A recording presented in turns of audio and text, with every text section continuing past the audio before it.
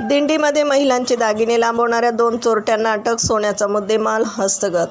नमस्कार, आपण पाहत आहात महाराष्ट्र जनता न्यूज. बीडमधून एक महत्त्वाची बातमी समोर येते.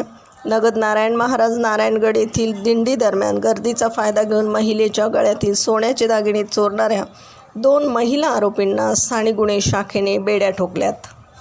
दिनांक 15 जुलै रोजी दिंडीत एका महिलेचे दागिने चोरीला गेल्याप्रकरणी बीड ग्रामीण पोलीस ठाण्यात गुन्हा दाखल करण्यात आला होता. या प्रकरणाचा समांतर तपास करत असताना स्थानिक गुन्हे शाखेच्या पथकाने गुप्त माहितीच्या आधारे बीड येथील गांधीनगर पेठेतून केसरबाई सुखदेव जाधवर आणि संगीता विजय गायकवाड या 2 महिलांना ताब्यात घेतले.